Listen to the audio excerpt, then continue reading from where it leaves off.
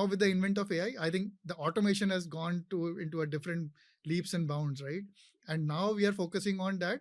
How do I make intervention at a personalized level to a student instead of a group of students in a classroom? Correct. And going forward, AI is going to be the helm of transformation and digitization of these technologies. And 2020, 2030 is still very long, but I think what we are seeing is that a lot of skill sets that students need to acquire today may become obsolete in 5 years, right? And they need to start learning different skills.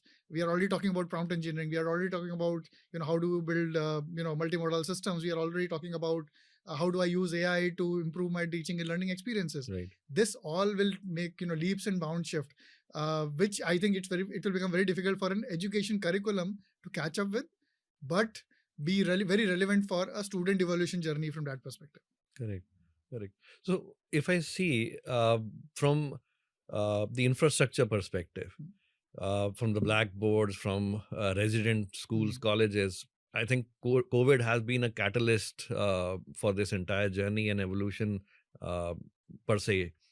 But from, let's say, 2030, with the Gemini and all this AI into place, those applications, students and children that are there and pursuing the education, they have access to so many applications, and they are utilizing AI much more advanced compared to what we are, or even the others who are there in the market and business side.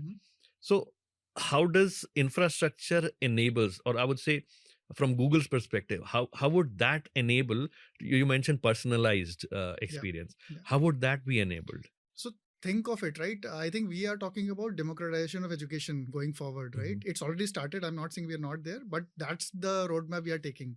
When I talk about democratization of education, what it means is that a student sitting in a metro city of Mumbai should getting a kind of a learning experience.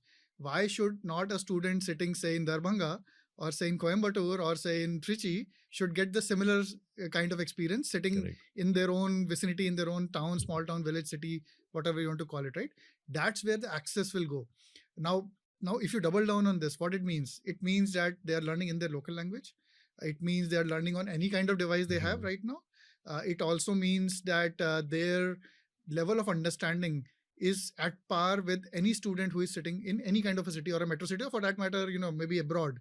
So when you give an experience which makes these demographical divisions, irrelevant, is where the best use of learning experience comes into play, right? And that's where the world will move towards. It won't matter that, I need to travel to a particular city to get a best education, right? We see today the most prominent edtechs who are evolving in the country are the ones who are going on the same path of democratization of education, right? How can I give the same learning experience to a student irrespective of where he or she is sitting? Right. Think of, YouTube is a classic example. Correct. I don't know if you have ever tried to buffer, or have you ever seen a YouTube buffering in a village, right? It won't buffer, right? Yeah. Because the technology that is available in the top class city is the same backbone which is now available there. So that's what I'm talking about, that it doesn't matter where you are. It doesn't matter what kind of, is it a tablet? Is it a laptop? Is it an old laptop or a new laptop? Is it a small device, expensive device? Is it an iPhone or a Android? It should not matter. The means of education should be delivered in as is form wherever the student is. Right. So with the insight that you have shared, what I could visualize is any institution, be it school or a college, is a global institution from day one.